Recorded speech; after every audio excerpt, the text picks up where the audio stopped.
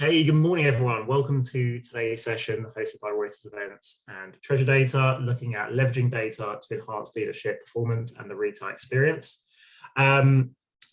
Firstly, thank you all for joining today's session. If you had, today's session will be interactive, so we do encourage you to post questions to the panel. We'll try and get through as many as we can. Please just enter those using the Q&A function or the chat box at the bottom of your screen. And like I mentioned, we'll try and get through as many of those as possible. We will be sharing the recordings for today's session later this week via email. So if you have any colleagues who are interested, please feel free to share those and distribute those as you see fit. So yeah, with that in mind, I will hand over to our very capable host, Steve, who can take it from there. Thank you, Paul. Appreciate it very much. Well, thank you, audience, for joining us today. And the chat window is live. So as ideas come to mind or anything that we say sparks interest, please don't hesitate, as you always do, to make sure that you light up the chat window. And I'll be paying attention to it. All of our panelists will be paying attention to it. And we'll try to circle back to questions. So we really appreciate everybody's engagement. And with that, let's dig right in. So the topic for today is leveraging data to enhance dealership performance and the retail experience. And I'm thrilled to be joined by three illustrious panelists.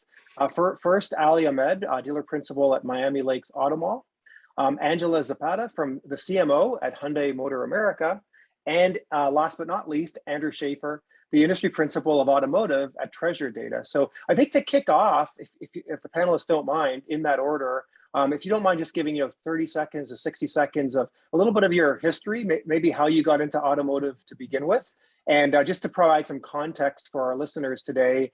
So as you start answering questions, they'll be able to put your answers into better context. So with that, Ali, if you don't mind, maybe 30 or 60 seconds about your background and what you're responsible for today. Steve, yeah, I've been a part of the Atlantic Coast Automotive for 15 years now. We started it 20 years ago with a single store in Hollywood, Florida. We've grown it predominantly over the last 3 or 4 years to over 30 stores. And day-to-day roles, operations, everything from marketing to general operations of the store, service parts, everything that a dealer would do. So open to questions on any of those topics. Great. Well, thank you, Ali, very much. Angela. Hello, good morning. Good to see everyone. Thank you for having me be here. I'm Angela Zapata. I'm the Chief Marketing Officer at Hyundai for the US is my area of responsibility. And I'm responsible for everything that you would think a CMO would be responsible for, all the marketing and advertising communications, regarding our products. But I'm also responsible on the other side for all the digital retailing and interaction that happens with customers, everything from our .com to now digital retailing platforms, and now a part of a larger global effort that we're calling DCXT, which stands for Digital Customer Experience Transformation, which is a project owned by many of us here, but it's about trying to actually do what I think a lot of the conversation will be today about how we actually make connection points, not only between what we do on the OEM side, but also that connection point back to what our dealers are doing for a seamless and consumer-centric experience for our customers, which today is not a very good one. So we're right in the middle of it. So thrilled to be here. Thank you. Great. Thanks, Angela. Appreciate it very much. And Andrew, over to you. Sure, Steve, thank you very much. Yeah, my name is Andy Schaefer. I am the industry principal for our automotive vertical at Treasure Data, and we are a customer data platform. But before I got here, I've actually spent 25 years, I like to say, on the other side of the table working in automotive. Started my career a long, long time ago selling cars. And I don't really think I can get into the full story, Steve, as you mentioned, about how I got into the business. It may be a question of just be careful what you ask for, but that's a story for another time. But I sold cars a long time ago, back before we had to worry about data. It was still all call sheets and things like that. But I moved from there working to Mercedes-Benz and then Ferrari, Maserati, and Ford and Lincoln.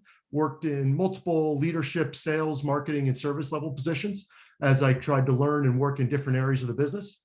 And then had the opportunity to come over to Treasure Data to try to help manufacturers and dealers do more with their data and really take advantage of this fantastic resource that's out there that a lot really aren't really fully using to their advantage. So I'm really excited to be here and kind of talk about that. So thank you. Great. Thanks, Andy. All right, let's kick off. Let's start to put this into context of the consumer. So, we've come through a very interesting and challenging 2-year period in the automotive retail space. What are you seeing in terms of the consumer evolution and what consumers are currently asking for? I'll leave it open to anybody who wants to jump in.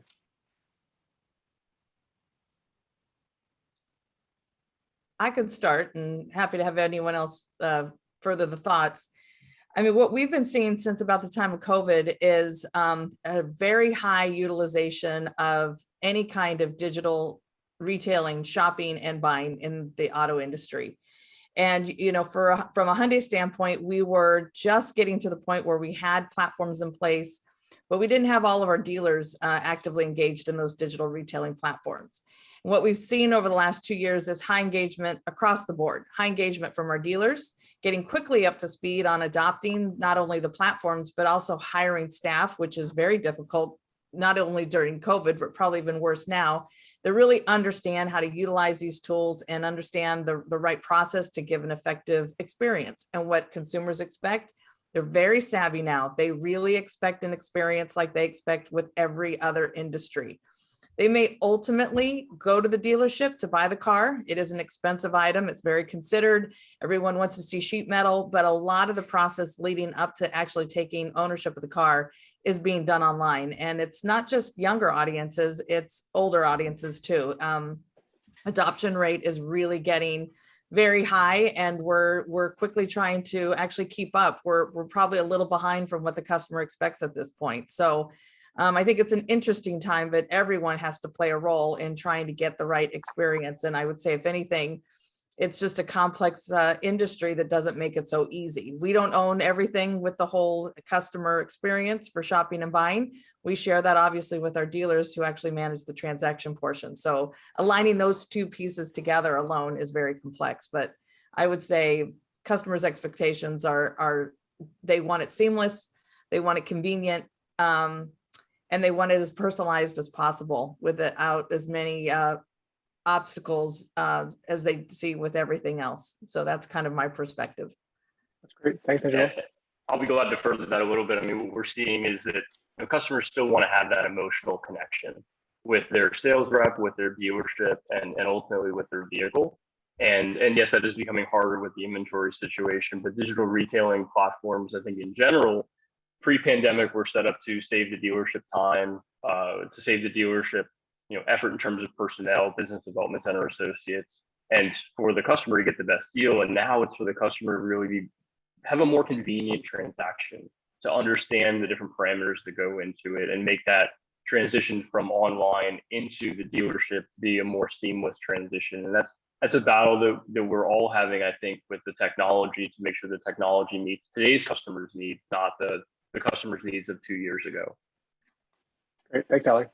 Andy? Yeah, no, I think both of you are right. And it's something that we see, of course, in automotive, but across all industries, that desire for customers to be interacted with on a more personal level. They expect that people know about them. They know what they've done. They know their history, and that information should be used with them as we interact with them. So whether that's on a campaign that Angela's doing with Hyundai or something that Ali's doing at a dealer, they should know, hey, I've been on the website for a little bit. I've been looking at these things.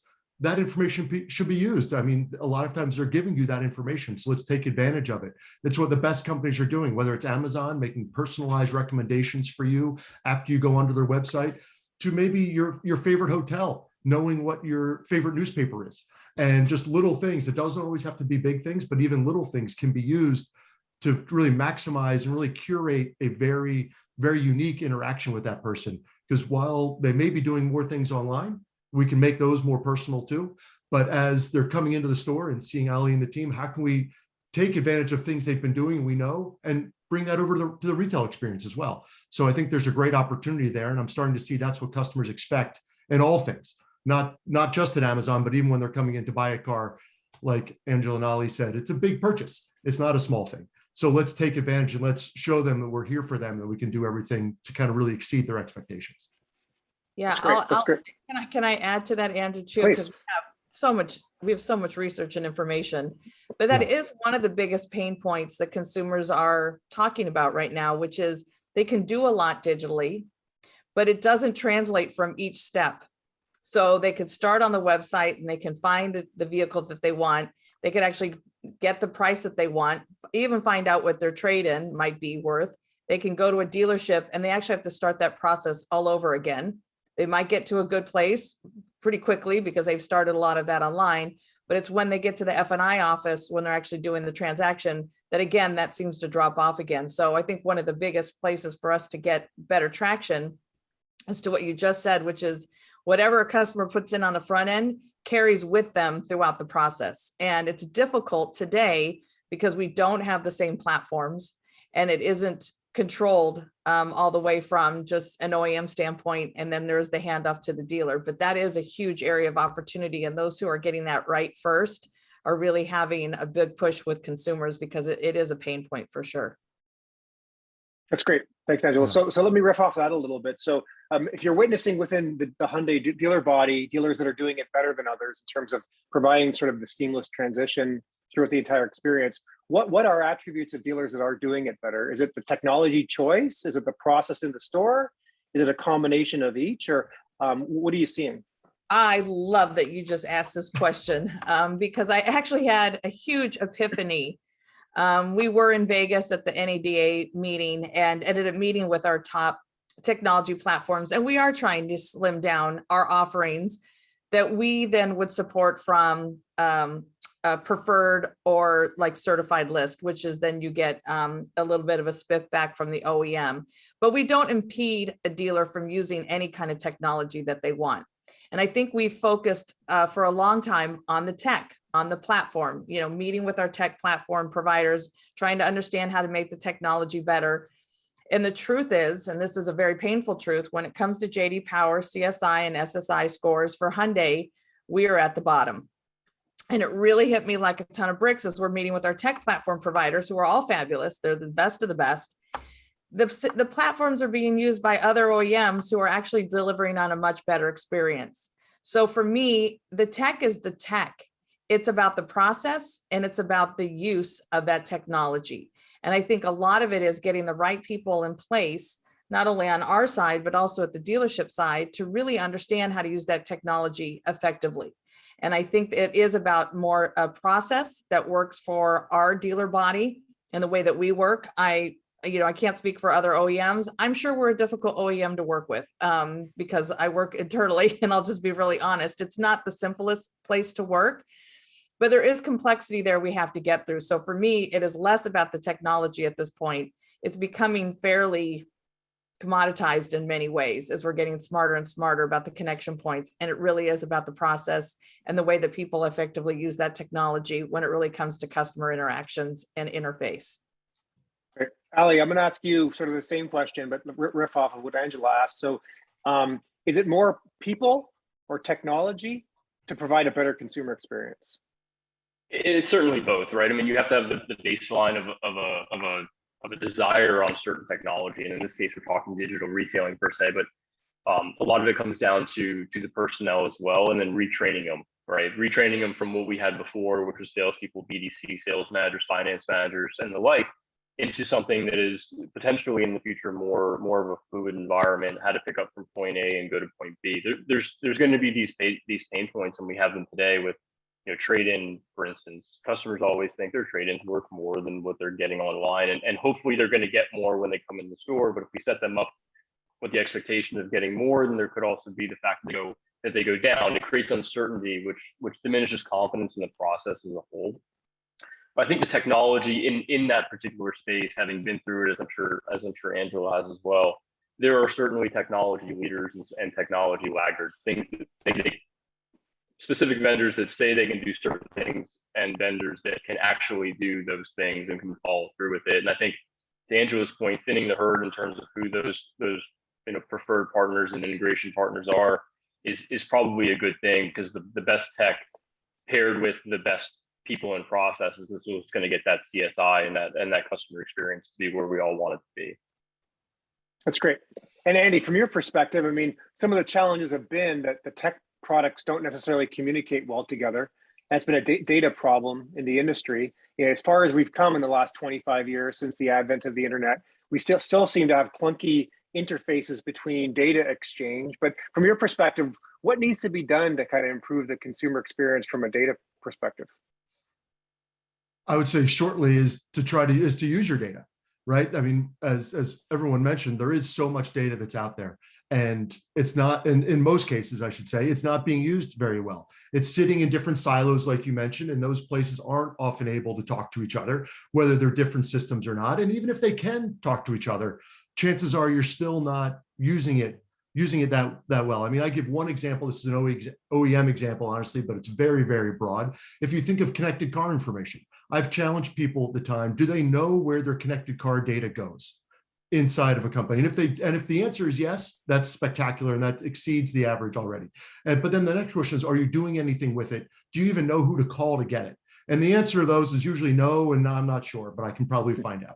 So a very big example, if you think about a dealership, especially a dealer group, if they have multiple systems across multiple rooftops, how do you get those different systems to talk to each other, even within one dealership, and then to the corporate group as a whole? Can you leverage all of that and bring it in together?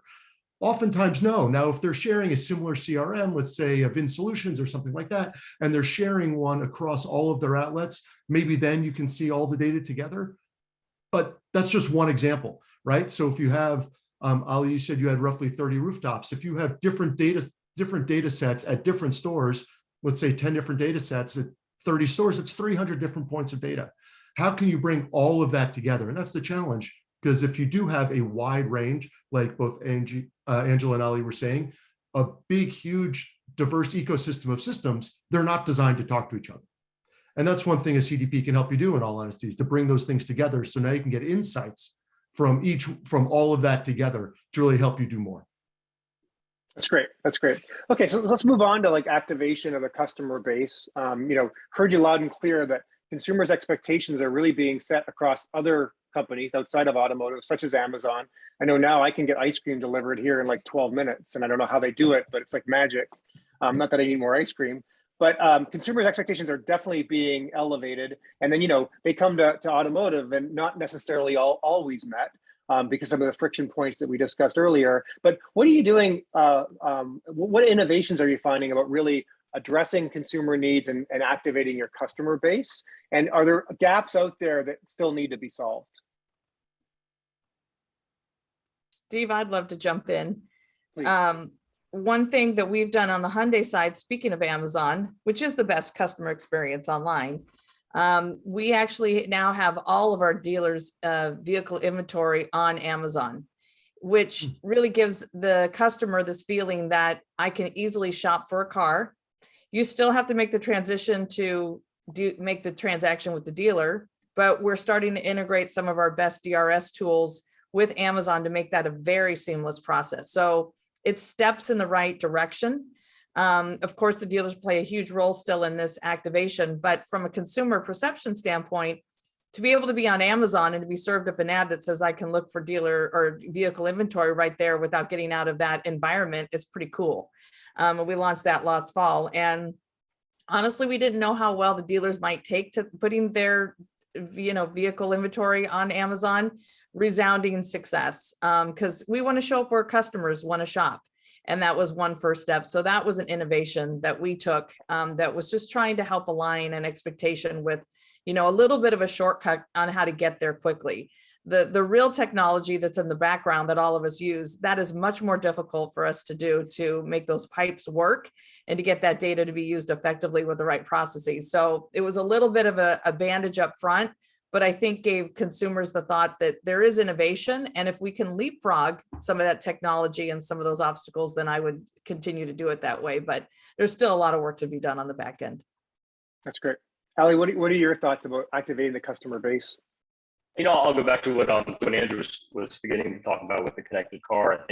I think to talk about a data gap for a second, the connected car data is so important for what we try to create for our customer journey. As we're communicating with the customer and they want to see that more curated, that more tailored communication to them, having just simple information such as knowing what the mileage is in our vehicle or knowing what trouble codes might have been flashed recently gives us the ability to communicate more effectively with that customer from a service standpoint.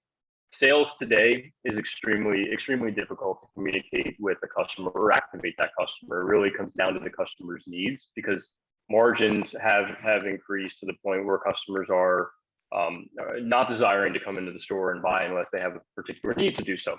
So the traditional ways in which we get customers to make a transitional purchase, such as like trade-in style marketing, payment equality marketing, those sorts of things, isn't as beneficial to the dealership or the customer today. But having that the ability to incentivize somebody to come in for service or have knowledge about what they need to do in service on that next visit is extremely important. I think that there's a pretty large data gap between the connected car information and the dealership, because in many cases we're not seeing that information, and it's not able to then be used to tailor our communication to our customer, and that's a data gap I'd love to see, filled over the course of time in the near future here. Andy, what about your thoughts? Yeah, it's a great point, Ali, by the way, about the connected car and pushing that from the OEM out to the individual dealers. So I love that. It's kind of a takeaway. But I think if you talked about, Steve, about how to activate the customer base, we think about everybody here, and everyone's done the big social campaigns, the big traditional, what's called, the spray and pray kind of thing, just send it out and hope you hit a lot of people, which can be great if you're trying to do big brand building spots or something like that. Okay, I understand the value there. But if you're trying to drive action, really what you want to try to do is you want to get much more focused, and you want to talk to people with a message that's relevant to them. Because if you do a huge campaign, you're hitting millions and millions of people, that message that's in that campaign is not going to be relevant to everybody. And so I think that's the challenge, is how do you talk to millions, but giving them a message that's relevant to individuals. And so that's what we're trying to help people do. And that's really how you're going to start seeing better interaction. You're going to start seeing better conversion. Everything you want more of is due to that relevance, because now people are going to get that message and they're going to be like, hey, wow, that's exactly what I'm interested in. Whether it's talking EVs, it's a range anxiety question. Other than that, I don't have any concern. If it's a dealer, are they a little bit too far away from my house, or whatever the thing is, how can we help overcome those by specifically targeting that? And to me, that's how you really want to activate that customer base, is talking to them on an individual basis, but at scale. That's great. Thanks, Andy. Ali, Eduardo asked a question. How are dealer salespersons being developed to empower them through technology to leverage their personal networks through digital channels to drive sales? Do you have a perspective on that? I think it's a tough one, because it's so much interpersonal communication. The salesperson activating their own Facebook, their own social media channels to really develop their own customer base. I think that's one of the things that makes the difference between a really good salesperson and somebody who is kind of just filling a seat on the floor right now. We incentivize them to do so to the best that we possibly can. Support them with advertising. Support them with cooperative advertising, similar to the way the OEM cooperates with the dealerships. So we will do a lot of that, and trying to promote their own individual brand as well, I think, is an important part of this, because it is, to go back to what I originally stated, I think it's a lot to do with that emotional connection with the salesperson, the dealership, and then ultimately the vehicle as well. Great, thanks, Ali. And then Angela, we've had a couple questions riffing off of your Amazon comment. So one was around a vehicle inventory and posting inventory on Amazon and making sure that transition to the dealer is seamless. And then the other was in terms of what are the success metrics you look for in partnering with someone like Amazon?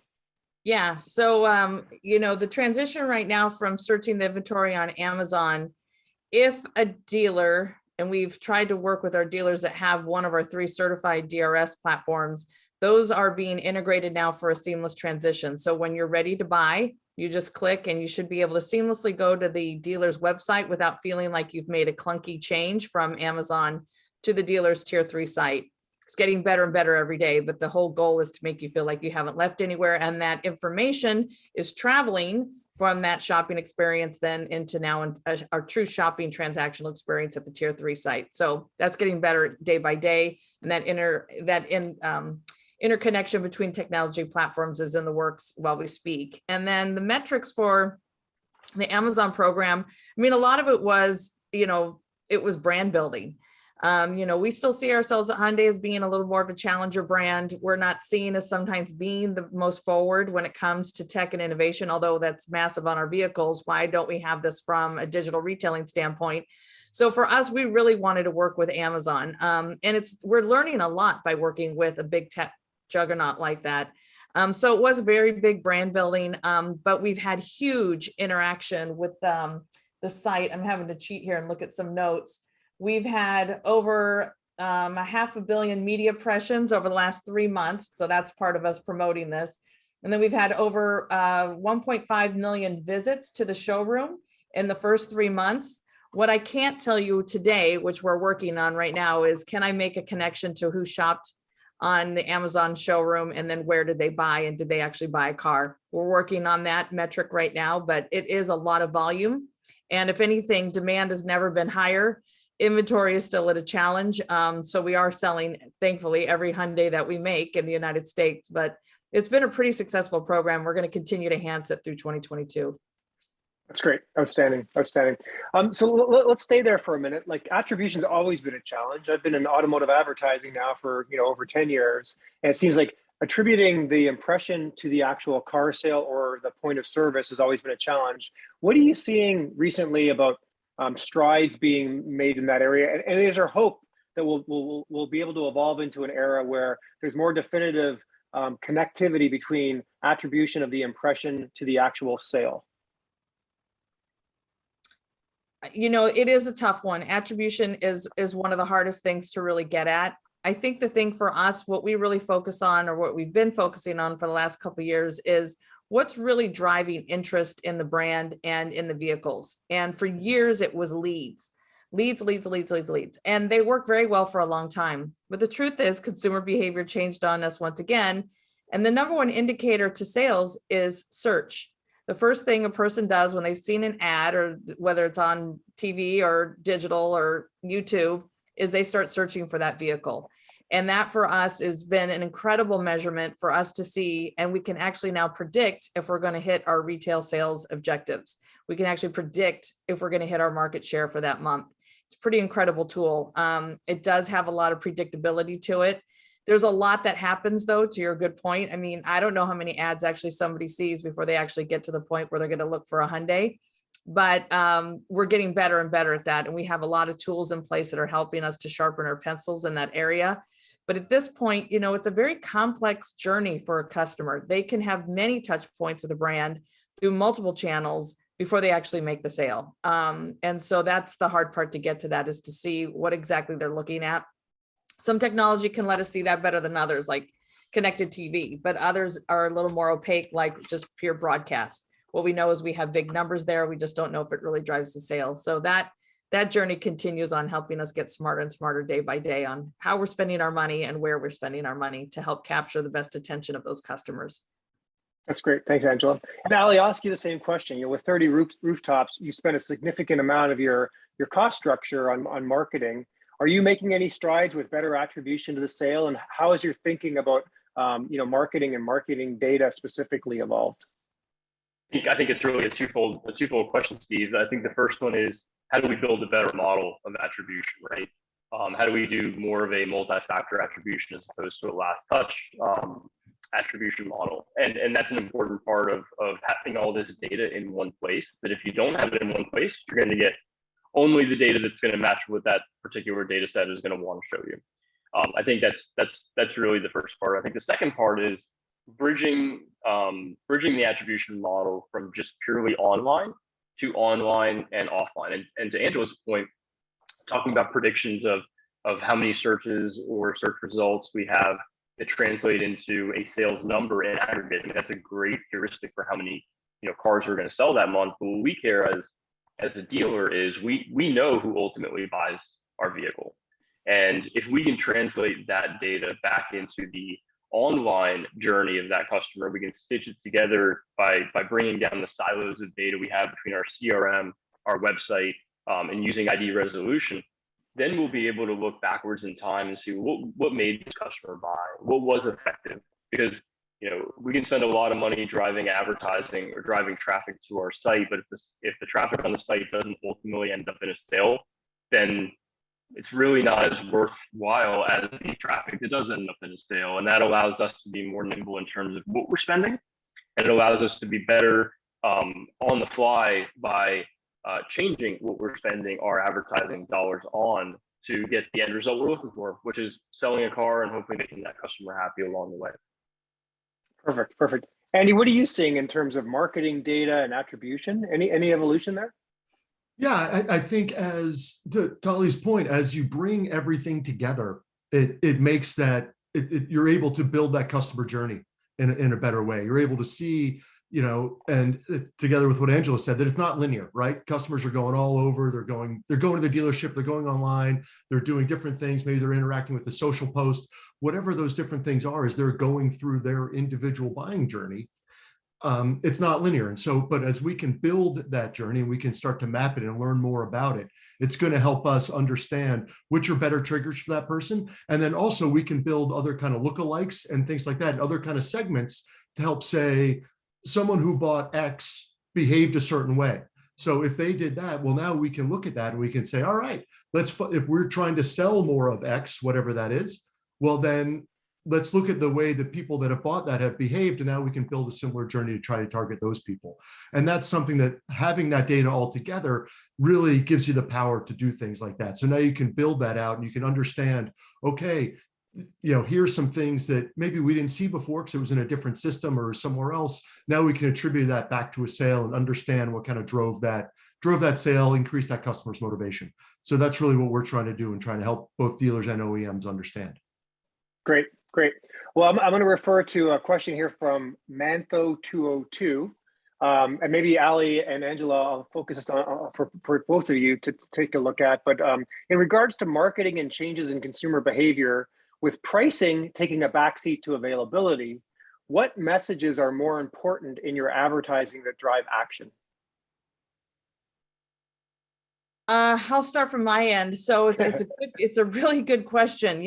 Why are we still advertising when inventory is low and cars are unfortunately at times being priced above MSRP, which we would hope that they wouldn't be. For us, again, I go back to what I said before, we do still see ourselves as a challenger brand. We've had so much momentum over the last 2 years as a brand. We finally have a full lineup of SUVs. We were late to the market in that front. We do have an incredible lineup of vehicles, sedans and SUVs. I mean, we just really got going here as an OEM, and then, COVID hit and then chip shortages. So for us, my side of the fence, it really is about driving, demand and desire. Finding the car will take a little bit longer, but we're seeing that people are willing to wait a little bit longer to finally secure that Hyundai. I don't think that's been the Hyundai of the past. If they couldn't get a Hyundai on the deal they wanted, they would definitely go to another OEM. But that's not who we are anymore. And so I think keeping people's desire and interest, and that's why we launched Ioniq 5 in a big way. We were not on the Super Bowl, but the brief to the agency was how to be in the Super Bowl without the Super Bowl. We did a Super Bowl worthy spot and put it on the championships. But it was about driving a lot of desirability for that vehicle and keeping people interested in the brand and let them know that Hyundai's on the move. So that's what we really do at the high tier 1 level. And then we do a lot of work in the in-market space where we know people are actively shopping. We're just trying to help guide them in the right place to help find the car that they're actually looking for. So there's a lot on both ends, but from a big brand standpoint, that's where we're coming from. Outstanding. Ali, your thoughts? I mean, I'll tell you, a lot of it comes down to branding today, but I'll go back to that targeted message. So we might be spending less. We're not, but I think in aggregate, the dealer body is spending less on advertising today. But a lot of that comes down to targeting. If we're able to more effectively reach the people who are in market that have that need and desire for a car today, then we don't need to spend on the pricing side, which is really the nature of this question, the pricing side of the equation for the 95% of people that aren't. And to Angela's point, we can then market our brand and build something that a brand stands for and something that people want to buy from that brand and are willing to wait today 3, 6, 12 months for a vehicle because they have aligned themselves with that brand in terms of their mentality or in terms of their values. So I think now more than ever, dealers are not just advertising price payment. It's more about the brand they carry, their community involvement, and how they treat their customers, and then that whole interaction translates into the in-store experience, which builds that dealership brand for the future and increases their ultimate market share. That's great. one thing I'll Please, add too, because it was making me think when Ollie was saying, I think we have better, just a better integration between what we do between tier 1, tier 2, and tier 3. That was always a little messy on the Hyundai side for a lot of good reasons that it did happen at the time. But, you know, the job of the OEM is to really lift the brand and that overall desire. And then it makes it easier, hopefully it does, for the dealer then to capture that demand. And so we're working much more in a cohesive way and understanding the real power of all 3 of those tiers that we use in the auto industry side. And I think the dealers have been fantastic about aligning what they're actually doing with their advertising dollars and not actually cannibalizing what we're trying to do at the brand side. So that kind of, I think cross collaboration has been fantastic, and that has really evolved and has matured nicely over the last 2 years. That's great. Well, thanks, Angela. So let's stay there for a minute, because it seems to me, at least historically, there was a lot of data that was collected at the OEM level that wasn't necessarily shared efficiently with the dealers, and then vice versa. The dealers get a lot of data into their CRM and their interactions with the consumers that doesn't necessarily get shared back to the OEM. Some of that might be premeditated, but I mean, what are you seeing in terms of, do those gaps still exist? And if so, how are we going to bridge that to go emerge into this like ideal future where we've got seamless data interaction? Yeah, I was gonna say, maybe if I could start, because I'm the guy that's Please. kind of on neither side. So, but I'm starting to see, honestly, we're starting to see more sharing of that data. There was that age-old issue, and I'm sure both Angela and Ali can agree. It's the who owns the customer, and along with that, who owns the data. And that was always that friction point between the two. But I think, you know, we're starting to see more and more of that sharing because of the data, of the information, because it's helping both sides. Now, I'm sure both of you guys have an opinion on it, but just from what I can see, and it's something that a CDP can help you with, is how to share that information and those insights. So now you can actively try to help each side and pull it all together, whether it's building different models, whatever the case may be, helping people, you know, a propensity to buy model to getting somebody back for service, different things that can be done by sharing that data and recognizing that more is better. And the more data, the more sharing, the more that comes into these things, the richer and stronger they can be. So that is one thing we're starting to see more and more of. So I just wanted to kind of jump off with that. Now I'll let everyone else kind of fight it out. Angela, I'm going to let you go first on this one. Okay, well, my answer is there's massive gaps still, huge Grand Canyon size gaps. And, you know, we're in a mature market. So, you know, everyone was able to get to some sort of technology platform on the dealer side and the OEM side. What we have now, I think, is just, like you said, a lot of data, a lot of platforms, a lot of them don't talk to each other. And yes, ultimately, the relationships that the dealers actually foster with their customers, they own that customer, but we also probably know a lot about that customer too. So that is this project we're working on with our corporate headquarters. It is a global enterprise initiative. It's very difficult. It's probably a couple of years out until we actually get it to work right. And it isn't just about aligning the tech platform, because that's already complex, because we already have tech platforms in place in the US. It isn't like I'm an emerging market where I didn't have any. We'll have to actually see how those work and how we just probably put in better processes. So the information we have on customers is seen by the dealer and used effectively. And we have to be more open and transparent about the information that we have and not have so many silos. There is some of that still exists, but I think it's starting to be broken down. That, again, to your good point, you know, Andy, that, you know, the more data, the better. And the more we can share and make it easy for the salesperson to actually see that customer holistically. If there's information we can share and put into their systems, that'd be fantastic. So that's the ultimate goal. And we're working very, very hard on that in the background. It's probably a couple of years out till it gets to perfection, but yeah, it's wide gaps today that need to become narrowed very quickly. Yeah, so I'll play on that as well, Angela. I think you know, where we are today and where we are in the future, where we're going to be in the future, are very different. I hope that the data sharing between the OEM and the dealership becomes such that there's very few gaps moving forward. So we all have a clear and transparent view of that customer in a way that still respects the privacy both of the dealerships within your network or any OEM's network that's doing business with that customer, and the dealership itself, which is an important part.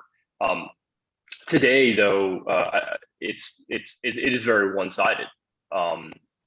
Much of the information through the digital platforms that we are signed up for is shared with the OEM, but there isn't much data coming back the other way. So for instance, dealership website data. You would think the dealership owns that website data. Really through several of the OEM programs, that data really belongs to both of us when we really think of it.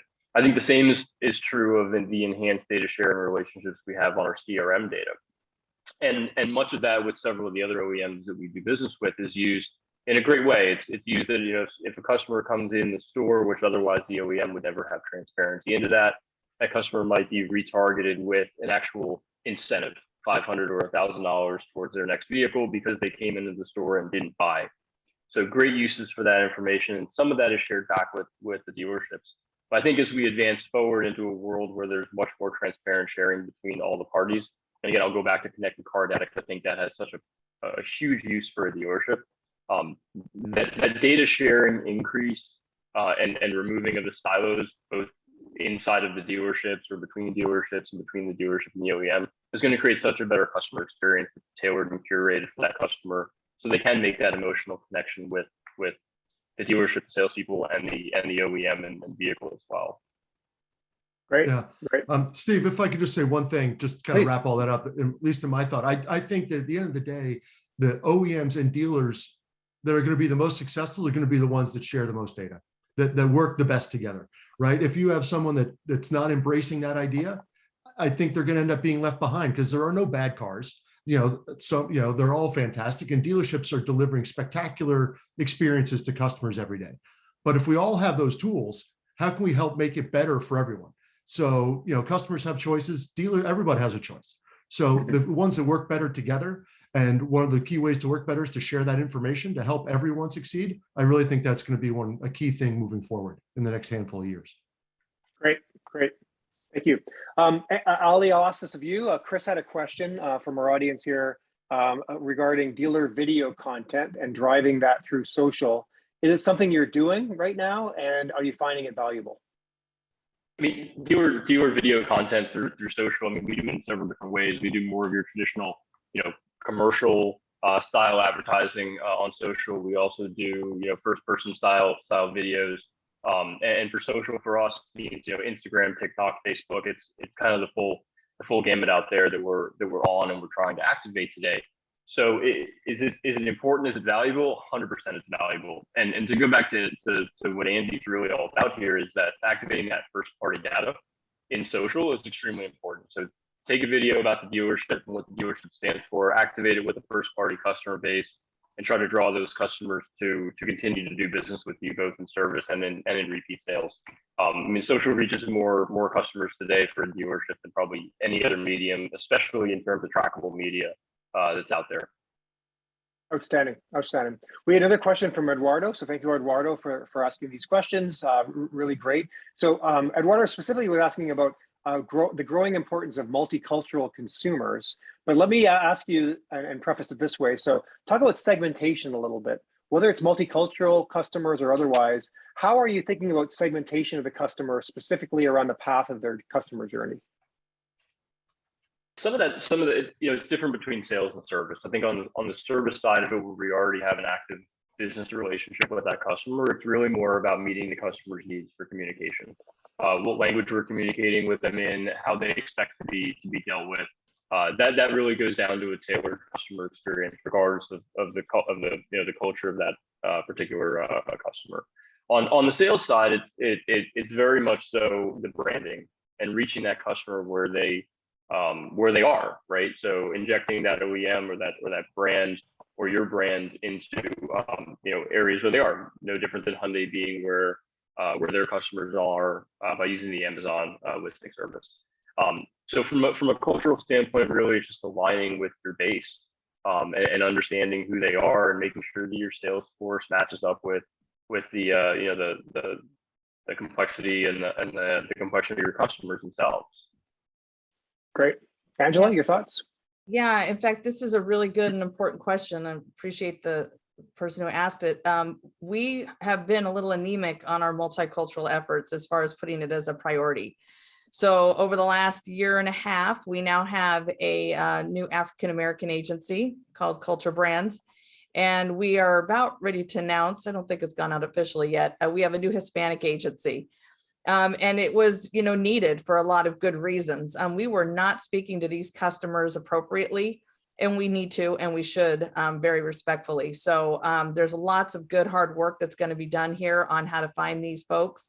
And, whether it's in language or it's English, that needs to be found out. And we know other OEMs have done this really, really well because they leaned into these audiences very, very effectively. And we were more focused on the general market, but let's face it, today, the general market looks very different than it did even just a few years ago. So I'm really excited about this work, really excited to have these multicultural agencies on. And, we need the help, actually, was the truth. And so we're hoping they're going to help lead the way on doing audience segmentation and trying to find these right audiences for us and how to effectively speak to them to help get them sort of captured into the Hyundai family. Great. Andy, anything that you're seeing specifically around segmentation of customers? Yeah, exactly. Thanks. Thank you for that. So I think as we start to see that, it just by bringing all the data together, it enables us now to look at these segments differently. And so it helps us to understand what are different drivers. For example, are there different drivers for purchase or consideration or coming back to the dealership for service, whatever the case may be, based on different cultural factors or whatever it is. And so by being able to look at that data and build up different segmentation, we can figure out what those drivers are. So now we can approach people in, maybe it's a different social medium, maybe it's whatever the case may be, where we can help both the OEM and the dealer to kind of target those much better. So if you're going after a certain target audience, all right, well, let's build a segment, let's look at that and understand what resonates with them. So now we can build that message as to what resonates with each person, as opposed to just thinking everybody in a big homogeneous pot. So it's really a great opportunity for us to really help people tailor those messages. Again, it comes down to relevance. It comes down to hitting people with a market that resonates to them. Great, perfect. Thanks, Andy. So let's circle back to where we started the conversation today. We've got about 13 minutes left. Let's go back to the consumer.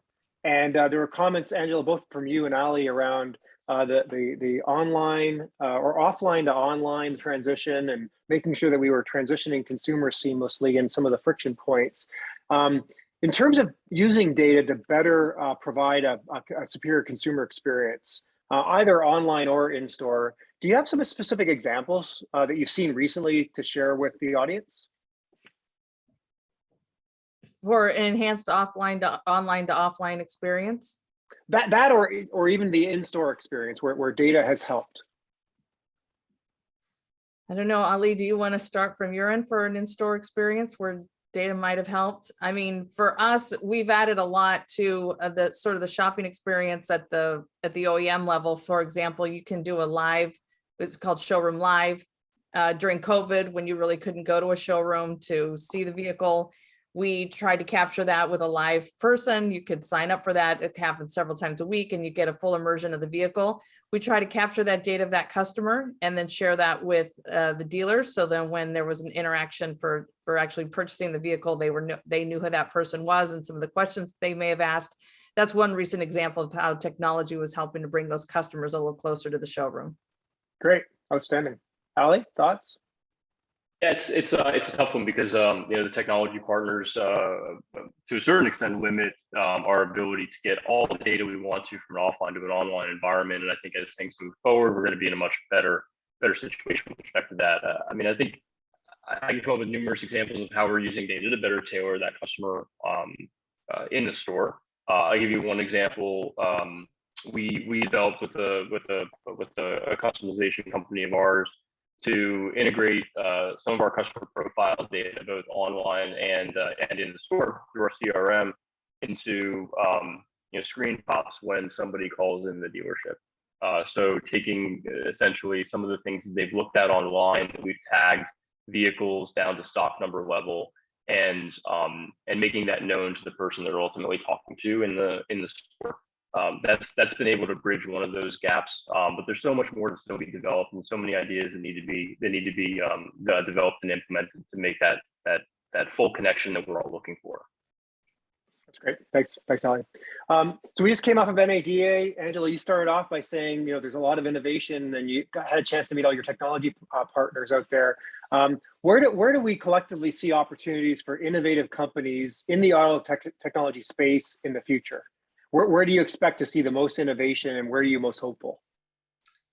Gosh, I think there's so much innovation that could be done. I think we're just tipping the top of the iceberg right now in the automotive industry. I mean, we still have, a lot of work to do with just making, like what we're focused on in this conversation, just the digital retailing experience a little more seamless.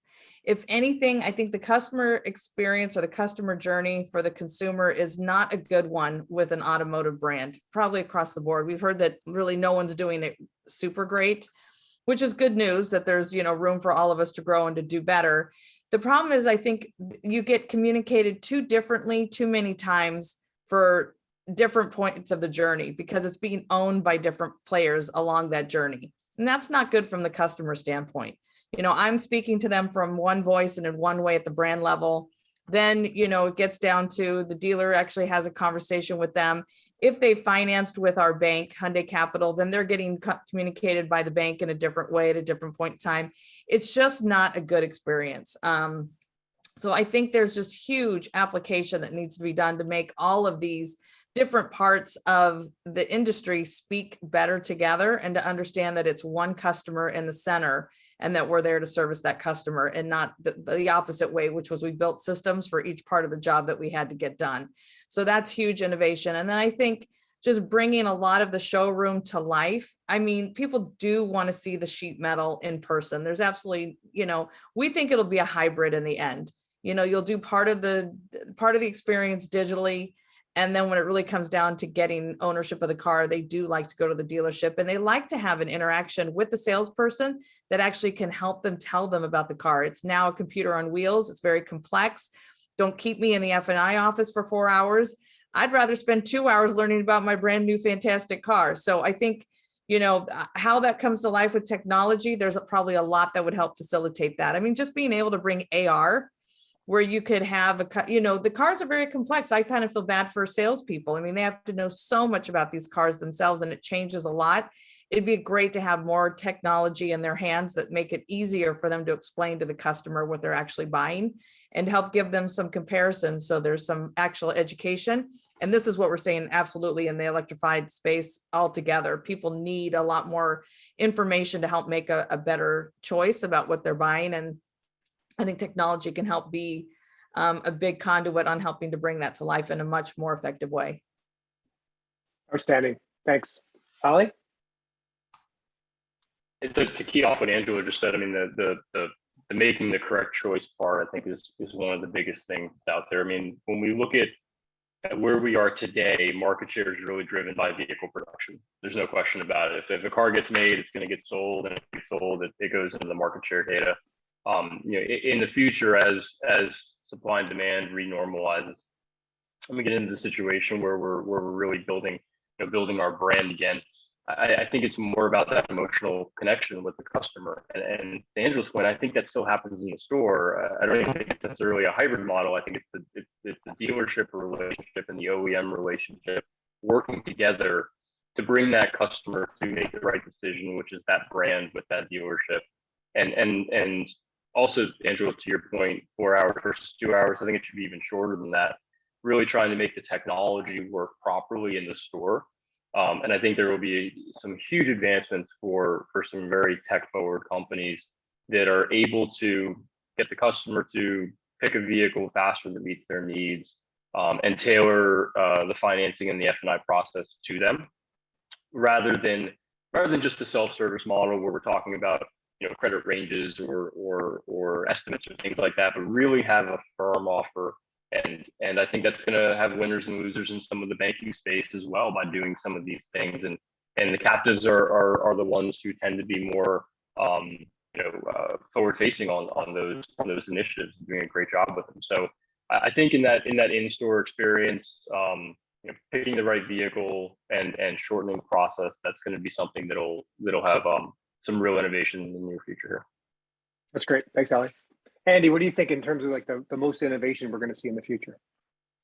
Oh, I mean, it's hard. Being out at NADA, there were so many spectacular companies and ideas and technology that's all right there, right? And I think a challenge for anybody, and this is easy for me to say because I'm on the other side of the table, is that it's going to be a challenge for an OEM or a dealer to choose what's the best platform for them, or what is it going to be going forward? Because there are so many great solutions out there, you know, and some are certainly better than others, but you know, but it also comes down to what's the best fit and that sort of thing. So it's not easy, you know, and I acknowledge that, you know, a CDP like we do isn't for everybody. It's not going to work for everyone. But it's a spectacular piece of technology if you're willing to embrace it and use it, kind of thing, which I think is the other side to all that. There's this great technology and you can go and choose it, but if you're not really willing to commit, and it's easy for me to say, then you're not going to be getting the most out of it.